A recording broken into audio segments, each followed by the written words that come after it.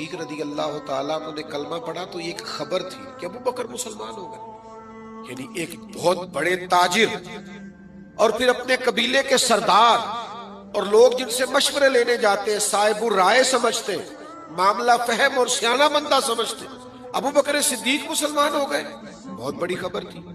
اب کچھ لوگ نا اس خبر کی تصدیق کرنے کے لیے جناب صدیق اکبر کے پاس گئے۔ بتاؤ کون کون گیا خبر پتہ کرنے کے واقعے مسلمان ہوئے؟ کون کون گیا؟ اب تاجر کے دوست بھی تو تاجر ہی ہو گئے نا، بڑوں کے دوست بھی، ان کے دوست جو پتہ کرنے گئے بھلا کون کون تھے؟ حضرت عثمان غنی، حضرت سعید بن زید، حضرت عبد الرحمن ابن عوف علیہ رضوان، اتنے بڑے بڑے، یہ صرف پتہ کرنے گئے کہ سنا ہے مسلمان ہو گئے، پتہ کرے خبر سچی ہے۔ یہ جب وہاں پہنچے نا حضرت صدیق اکبر کے پاس صرف تصدیق کرنے کے لیے کہ سنا ہے آپ مسلمان ہو گئے، تو بڑی سادی سی بات تھی، اس کا جواب تھا ہوا ہوں یا نہیں ہوا، دو ہی باتیں تھیں۔ لیکن حضرت صدیق اکبر کہنے لگے بیٹھ جاؤ بتاتا ہوں، یہ جو سوال تم نے پوچھا ہے یہ اتنا سادہ نہیں، تم نے میرے نبی کی بات ہی پوچھ لی ہے، آ میرے دل آمنہ کے لال کی باتیں کریں، اب حضور کی بات پوچھی ہے تو ذرا بیٹھ جاؤ نا۔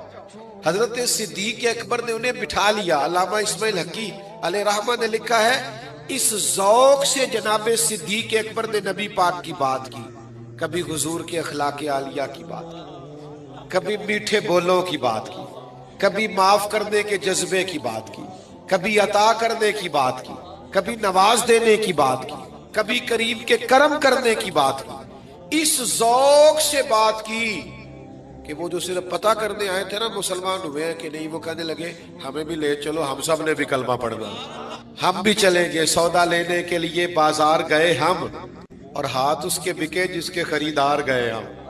تو بھائی آپ حضور کا ذکر پاک کریں، یعنی کوئی سنے تو اسے لطف تو آئے نا، آپ کے لب و لہجے سے حسن چھلکے، ذوق چمکے، طبیعت تازہ ہو جائے، بیمار صحت یاب ہو جائے، کلیجہ ٹھنڈا ہو جائے۔ آپ حضور کا ذکر ذرا جم کے کیا کریں، حضور کا ذکر پاک کریں۔ تو مجھ سے ناراض نہ ہونا، یہ ہماری سیاسی تقریریں ہوتی ہیں نا، تو ہمارے یہ جو امیدواران ہوتے ہیں اسمبلیوں کے، ان کو اپنے لیڈر کا نام بڑا اچھا لینا ہوتا ہے، قائد عوام اور قائد جمہوریت اور فلانا اور فلانا۔ حضور کا نام لینا پڑے تو ان کو مشکل آتی ہے، کیونکہ جیڑا کام روز کریے نا وہ پھر ہوندا۔ تو میں کہتا ہوں میری جماعت